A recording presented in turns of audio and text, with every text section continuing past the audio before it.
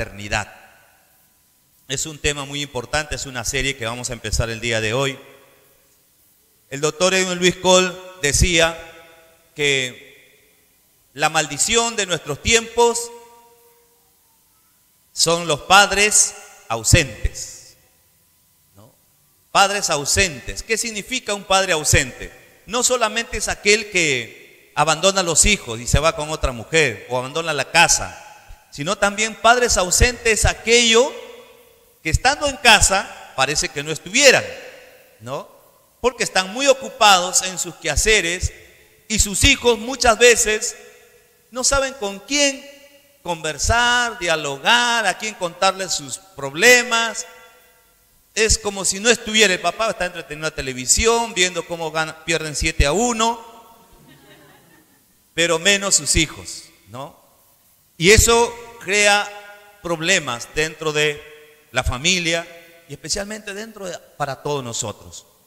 En esta mañana vamos a ver un video a manera de introducción.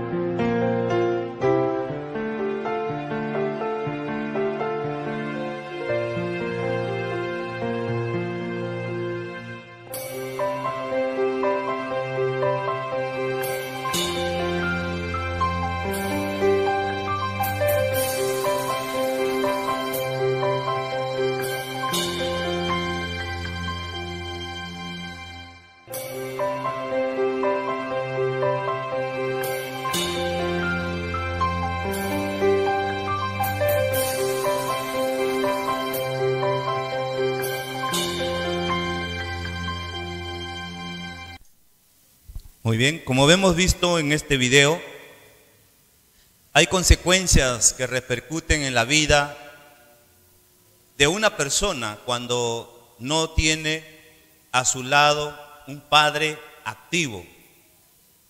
Entonces, vamos a abrir la palabra de Dios en el libro de Mateo capítulo 6, versículo 9. Ustedes también tienen ahí. Dice la palabra de Dios: ustedes deben orar así: Padre nuestro que estás en el cielo, santificado sea tu nombre. Venga tu reino, hágase tu voluntad en la tierra como en el cielo. Danos hoy nuestro pan cotidiano y perdónanos nuestras deudas como también nosotros hemos perdonado a nuestros deudores. Una de las más importantes tareas que hizo Jesús al venir a este mundo fue presentarnos al Padre. Hasta ese momento nadie conocía a Dios como el Padre. Conocían a Dios como el guerrero, conocían a Dios como el provisor, conocían a Dios como el sanador, pero no conocían como Padre. Y realmente cuando uno analiza el rol del Padre tiene todo eso junto, todo eso en uno solo. Y nosotros como Padre tenemos esa gran responsabilidad. El Señor Jesús les enseñó a sus discípulos a orar diciendo: Padre nuestro que estás en el cielo. Es decir, llamarlo nuestro Padre. Dice: santificado sea tu nombre. Es decir, que es un nombre que es importante, es un nombre de mucha importancia. Está diciéndonos Jesús: santificado, es un nombre separado. Santo significa separado, dedicado. Eso es lo que significa la palabra. Por lo tanto, el nombre de un padre es importante, es separado, dedicado para algo. Dice: venga tu reino, hágase tu voluntad como en la tierra, así en el cielo. Está diciendo que tú tomes el liderazgo de tu hogar. Está diciendo: Padre, que se haga tu voluntad, que hagamos tu voluntad, que tú seas el líder de nuestro hogar. Eso es lo que está diciendo el Señor, que tú seas el líder de nuestra familia, que te hagamos el líder de nuestra familia. Y yo creo que ese es el clamor de muchos hijos, que los padres no asumen el liderazgo de su hogar, sino que la mamá es la que está asumiendo el liderazgo, o los abuelitos están asumiendo el liderazgo, o la televisión está asumiendo el liderazgo de la familia. Pero Jesús le dice: que se haga tu voluntad. Estamos dispuestos a someternos, que esa es la forma como debemos de orar. Señor, nos sometemos a tu liderazgo. Entonces miren cuán importante es el rol del Padre. Y dice en el versículo 11: danos hoy nuestro Richie de todos los días. ¿No? Que oremos al Padre, que el Padre sea el provisor, ¿no? Eso es lo que espera la familia, que el Padre provea para las necesidades de la familia. Pero hay otra cosa más: perdónanos nuestras deudas, perdona nuestros pecados, perdónanos nuestros errores. Y eso es lo que espera también la familia de un padre que perdone los errores de los hijos y los encamine en la vida, que los acompañe en la vida, que pueda guiarlos a través de todo el proceso de la vida. Eso es la forma como enseñó Jesús y es la manera como Jesús veía a su Padre. Y yo creo que todos los hijos también tienen esa manera de mirar al Padre. Eso es lo que espera de su Padre. Siguiente diapositiva dice: el hombre de hoy sufre las consecuencias de una extraña orfandad. Digan todos: orfandad. La paternidad está en crisis y por eso niños, adolescentes, jóvenes y adultos padecen las situaciones propias de quien vive o ha vivido abandonos, falta de afecto y una desdibujada imagen paterna. Digan todos: la paternidad está en crisis. Estuve leyendo un artículo justamente en esta mañana y decía que cuando la paternidad, los hombres dejan de liderar su paternidad, cuando los hombres dejan de liderar la familia, dice, ocurre el caos en el hogar. Y posteriormente esa generación sufre las consecuencias, desaparece la generación. Cuando ocurre eso, desaparece la generación. Es decir, una generación sin padre es una generación que se, ¿cómo se dice?, autoelimina. Una generación sin padre es una generación que tiende a desaparecer porque se autoelimina. Y eso gracias a Dios, porque eso es lo correcto, porque si no sería peor. Dice que una vez había en un bosque, había habido matanzas de elefantes. Y a los elefantes padres los habían matado por sacarle el marfil. El marfil estaba muy cotizado en esa época. Y entonces, como consecuencia de esa matanza de elefantes, hubieron muchos elefantitos, elefantes jóvenes y adolescentes, sin padres, criándose sin padres. Dice que a los pocos meses, esos elefantitos se juntaron y formaron una pandilla. Formaron su pandilla, porque no había el líder. Entre ellos formaron, y el más fuerte, otro elefante adolescente, posiblemente el más fuerte de todos, empezó a liderarlo. Pero él también fue criado sin padre. Y entonces formaron una pandilla literalmente y empezaron a atacar a otros animales que generalmente no eran sus enemigos, como el hipopótamo, el rinoceronte, y empezaron a matarlos. Y no para comérselo, simplemente por el mismo hecho solamente de sacar ese estrés, esa energía que había en ellos, simplemente por el hecho de pelear, porque los elefantes son vegetarianos. Y aparecieron muchos elefantes, muchos animales, rinocerontes, hipopótamos y jirafas muertos en la selva, totalmente masacrados, golpeados, pero no se lo comían. Entonces ahí los guardabosques tuvieron una pregunta: ¿por qué? ¿Quién está matando a estos elefantes? Si fueran los cazadores, se llevarían pues la piel o la carne o los colmillos, en fin, pero no, solamente los mataban. Entonces dice que pusieron cámaras en diferentes lugares de la selva para ver qué es lo que estaba pasando. Y encontraron ahí, justamente detectaron a esta pandilla de elefantes jóvenes. Entonces se reunieron los guardabosques y empezaron a preguntarse el uno a otro: ¿cómo solucionamos esto? ¿Cómo podemos detener a esta pandilla de elefantes ahora que está matándose el uno al otro? Entonces, uno de los guardabosques más viejos dijo: yo tengo la solución. Y él explicó por qué estos jóvenes elefantes se comportaban de esa manera. Él dijo: lo que pasa es que estos jóvenes elefantes no han tenido padres y por eso no saben comportarse como elefantes.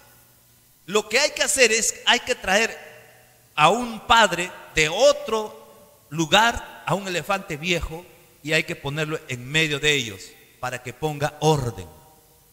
Así que trajeron ese elefante y ese elefante puso orden. Todo esta pandilla de elefantes jóvenes se sometieron al liderazgo de este elefante viejo. Y eso es lo que pasa también en la familia y en la sociedad. Cuando el padre no asume el liderazgo, entonces los hijos se van a descarriar. Dígale que está a su costado: cuando el padre no asume el liderazgo, los hijos se descarrían.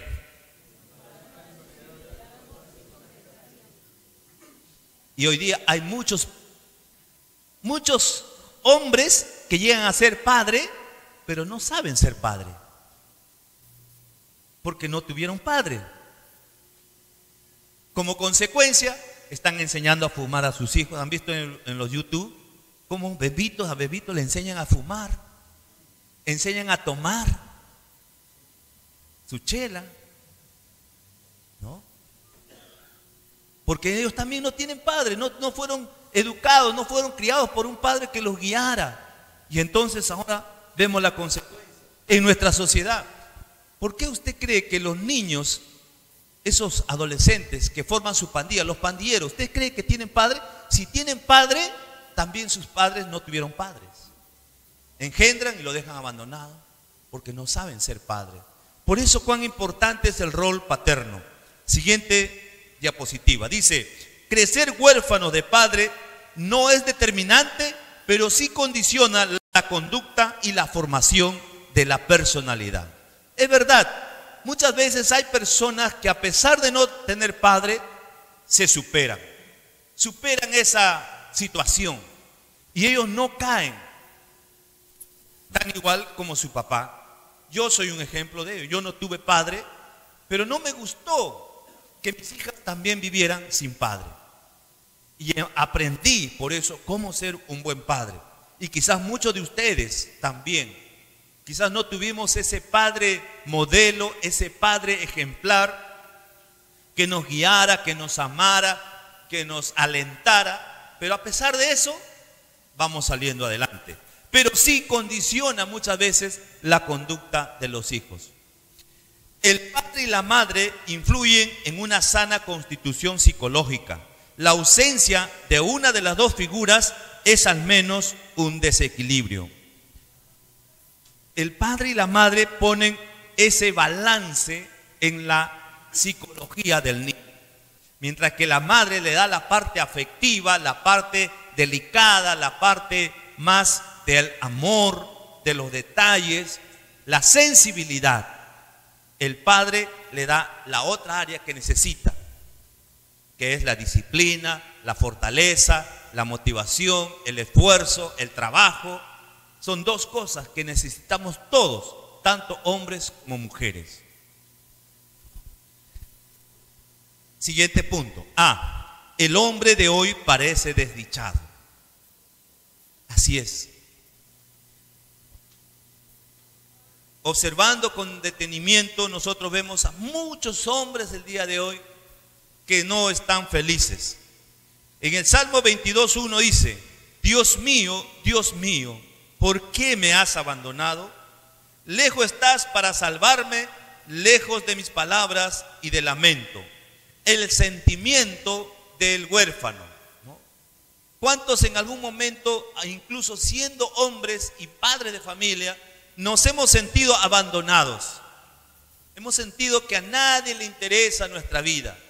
Hemos tenido sentimientos de abandono, de soledad.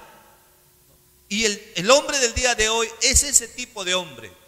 Hombre que se siente solo, desdichado, abandonado. Dice, este hombre se muestra agobiado, desesperanzado y sin rumbo. Miren cómo afecta la figura paterna, sin rumbo.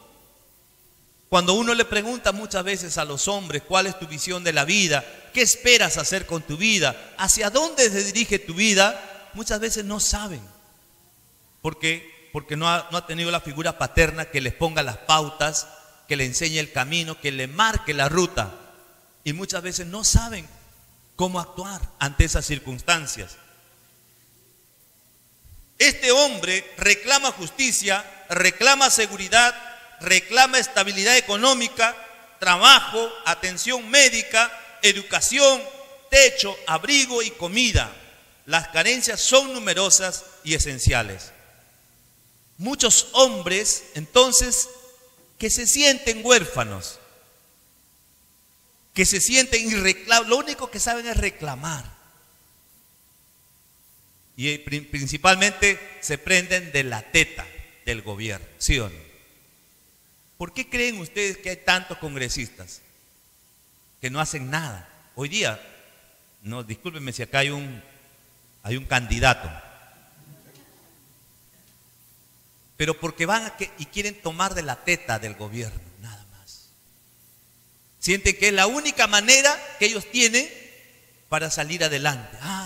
Mi meta es llegar a ser congresista. Si yo congresista, todos mis problemas se van a solucionar. ¿Y eso por qué? Porque es un padre que un hombre que ha sido criado sin padre.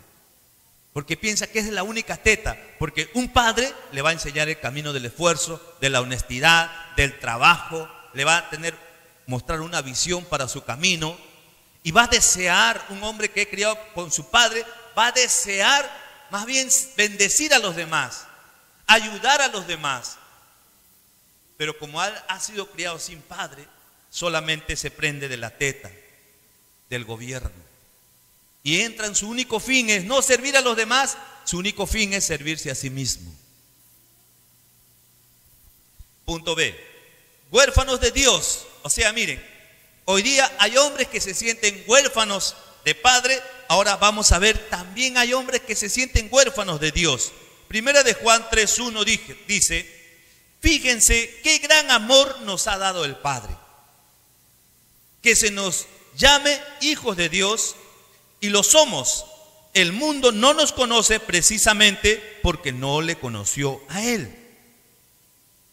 Hoy día también hay una generación, gracias a Dios, está desapareciendo, pero mi generación, fuimos una generación que nos criamos sin padre y encima también huérfanos de Dios, porque nos enseñaron desde pequeño que Dios es un Dios justo,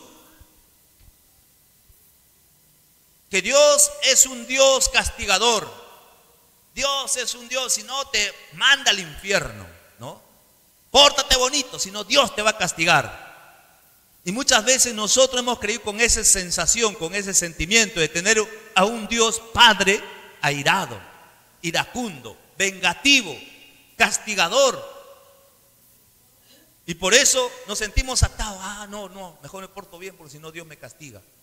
Y estamos Dios, en vez de mostrar a un Dios amoroso, a un Dios que nos anima, a un Dios que desea lo mejor, a un Dios que nos bendice. Y nos sentimos también huérfanos de Dios.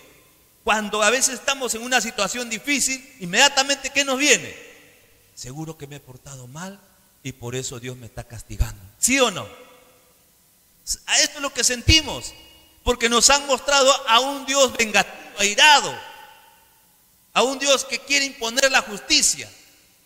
Y entonces nosotros estamos constantemente con eso. No, seguramente que no me sale esto bien porque Dios seguro me está castigando. No, Dios no quiere seguro que haga esto. Y siempre pensamos, ¿por qué? Porque ha habido personas que se han encargado de darnos ese mensaje. Dice, se ha predicado a Dios como omnisciente, omnipresente y todopoderoso, más juez que padre, vigía y vigilante, iracundo y vengativo, caprichoso y castigador. Una cantidad de apelativos que tienen muy poco que ver con una idea del Padre, que es puro amor, misericordia, perdón y comprensión. Dígale que está a su costado, Dios es un Dios bueno. Dios es un Padre bueno, que cuando tú te caes te levanta. Cuando te equivocas te corrige. Por ahí no vayas, hijo, anda por acá. La Biblia dice que la muerte y la vida están delante de nosotros. Escoge el bien para que te vaya bien. Eso es lo que Dios dice, ¿no? Pero hay personas que nos han mostrado a un Dios, ¿no? Como los dioses antiguos. Por ejemplo, los dioses aztecas, los dioses incas y los dioses griegos eran dioses airados que demandaban sacrificio, ¿sí o no?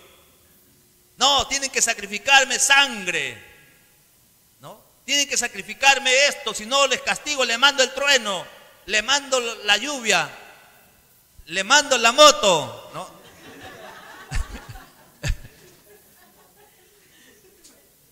Y nos han dado ese mensaje con el fin de infundirnos temor y como consecuencia del temor someternos a sus caprichos. Y Dios no es así. Dios es un Dios amoroso. Amén. Que cuando nos equivocamos nos perdona. Jesús nos mostró a través del padre del hijo pródigo. El padre del hijo pródigo nunca castigó a su hijo por haberse portado mal. Es más, le hizo una fiesta cuando él vino a someterse a su voluntad. Cuando él entró a su casa, ese hijo estaba demostrando, me someto a tu voluntad, Padre. Me equivoqué, fallé, pero ahora ya he aprendido, me voy a someter a tu voluntad. Y el padre se alegró. No, ya no quiero saber nada contigo, ya anda, vete, así le dijo. Estás castigado, 40 días de ayuno y oración. y voy a ver si te levanto la pena más adelante. No, le hizo fiesta, porque Dios es un Dios amoroso. Cuando un hijo se arrepiente, cuando un hijo se reconcilia, cuando un hijo está dispuesto a someterse a la voluntad de Dios, Dios se alegra. Dios se alegra. A veces nosotros no podemos entender eso, porque a veces hemos sido criados así, con una visión de la justicia radicales. Somos como el hermano del hijo pródigo, que no entendía el amor de su padre. ¿Qué hizo el hermano del hijo pródigo cuando regresó su hermano? ¿Se alegró? No. ¿Qué dijo? No es justo. No es justo. Si este ha despilfarrado su plata, que sufra las consecuencias. ¿No? Pero no entendió el amor del padre. Y a veces nosotros también, ¿no? Cuando un hermano viene, se arrepiente, se reconcilia, ¿no? Y a veces nosotros no entendemos, no, pero no, tiene que primero ser sometido a disciplina, ¿no? Ah, el pastor, ¿por qué recibe esa clase de gente? ¿No? Primero que se arrepiente de todo corazón. ¿Quién va a saber lo que hay en el corazón de las personas? ¿No? Y actuamos como él. No es justo, no es justo. No, yo me merezco más que ese que ha venido recién, ¿no? Y no es así. Dice una cantidad de apelativos. Por lo tanto, siguiente punto. Por lo tanto, quien necesitó encontrar a un buen padre en Dios no pudo encontrarlo. En lugar de sentirse acogido, se sintió perseguido. No resulta extraño entonces el descreimiento, o sea, la falta de fe, el ateísmo y el agnosticismo como reacción, ¿no? Es decir, muchas veces al predicar a ese tipo de padre, a presentar a ese tipo de padre airado, molesto, mucha gente entonces lo que hace es huir de Dios. Dice, no, yo no quiero saber nada con ese Dios que castiga, que manda al infierno. No puede haber ni un error porque inmediatamente me va a mandar la moto. No, yo no quiero saber nada con ese padre, ¿no?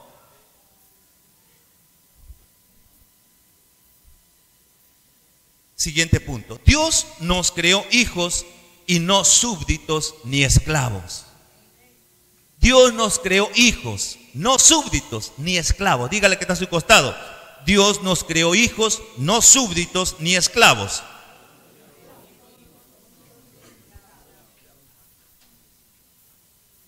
Qué interesante. Mateo 7:11 dice, pues ustedes, aun siendo malos, saben dar cosas buenas a sus hijos. ¿Cuánto más su Padre que está en el cielo dará cosas buenas a los que le pidan? Dice, si ustedes, siendo padres malos, saben dar cosas buenas, ¿cuánto más el Padre que está en los cielos no dará cosas buenas a los que se lo pidan?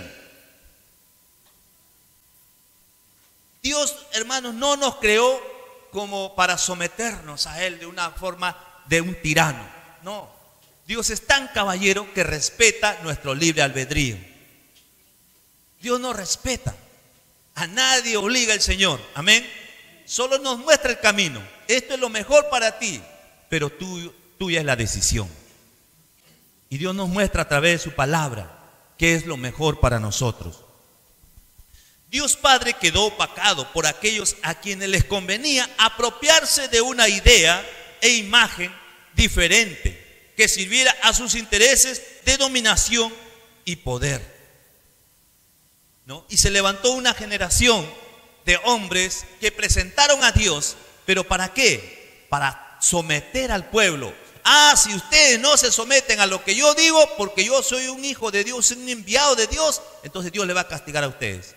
Y la gente empezó a someterse al liderazgo de gente religiosa por temor de lo que él decía de Dios. Y la imagen de Dios entonces fue opacada por la gran cantidad de personas. Y mucha gente hasta el día de hoy sigue haciendo lo mismo. Distorsiona la imagen de Dios para que en base a eso obtener poder, dominio sobre la gente. Ah, no. Si tú no estás aquí en la iglesia, Dios te va a castigar. No, si tú te vas a otra iglesia, Dios te va a castigar. Va a traer maldición sobre tu vida.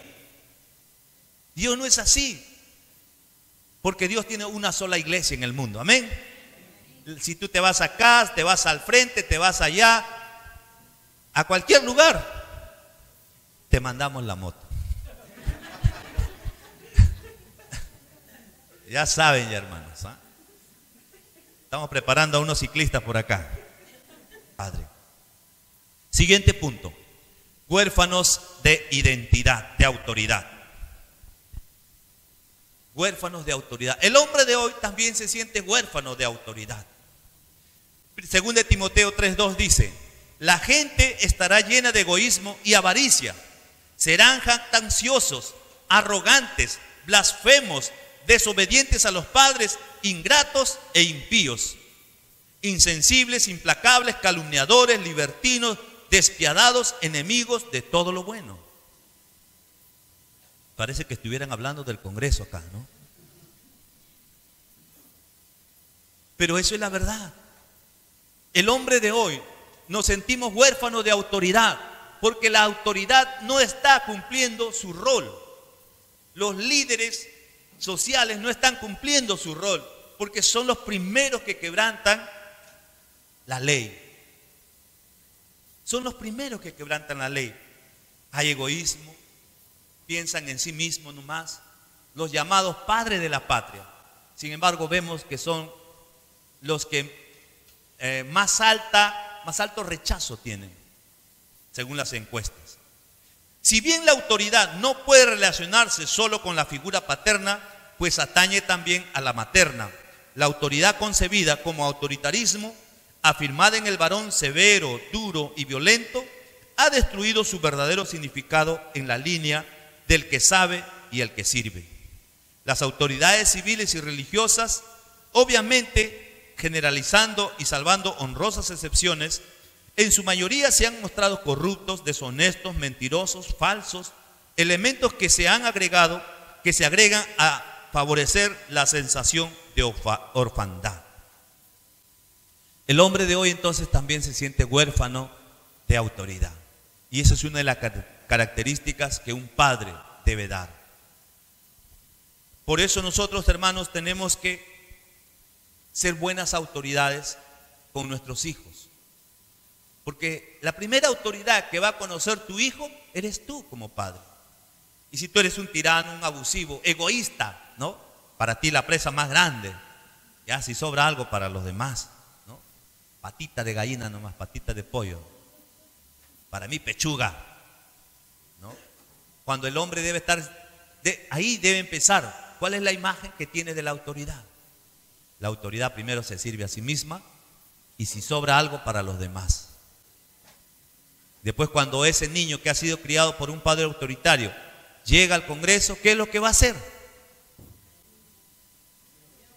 Toditito para mí y si sobra algo para los demás. ¿Se dan cuenta? Y así sobre todavía, ¿no? Entonces miren ustedes, el hombre se siente así.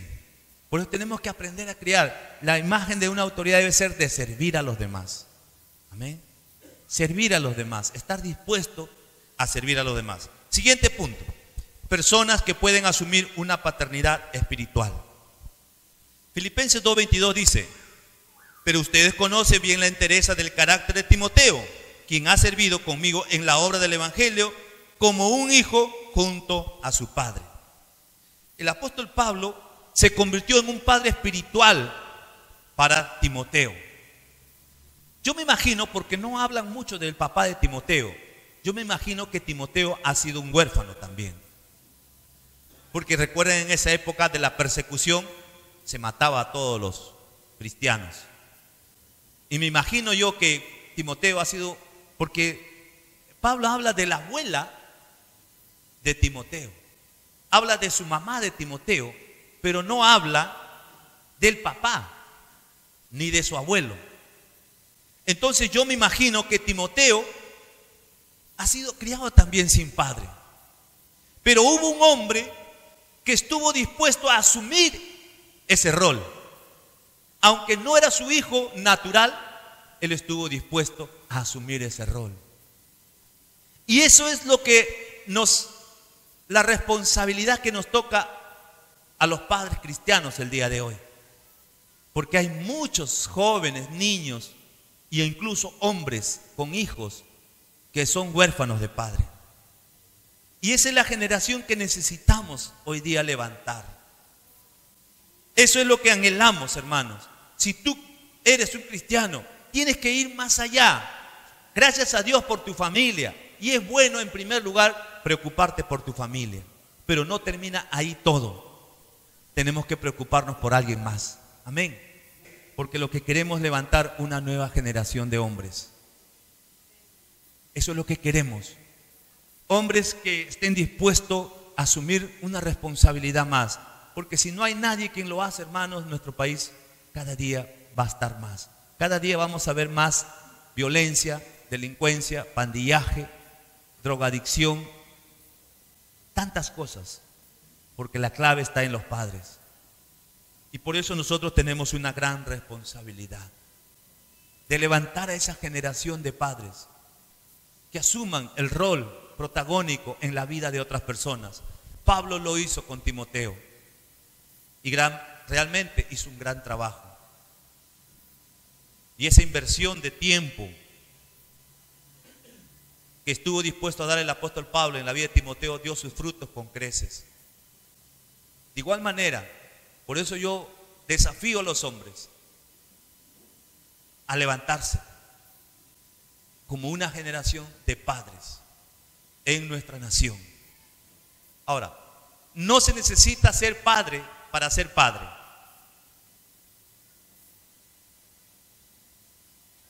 Yo conozco muchos pastores que son jóvenes, solteros, pero que son padres para los padres de su iglesia.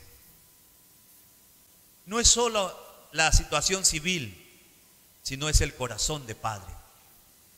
Así seas joven, puedes convertirte en el padre de tu padre. Porque si tu padre no tuvo un padre a quien le enseñara, quien lo corrigiera, quien lo animara, quien lo motivara, quien le dijera te amo, hijo. Ahora que tú conoces la palabra, ahora que tú conoces los principios, puedes convertirte en el padre para tu padre, aunque sea su hijo. Esa guía, puedes darle ese afecto que no tuvo él, puedes darle ese consejo que muchas veces él necesita.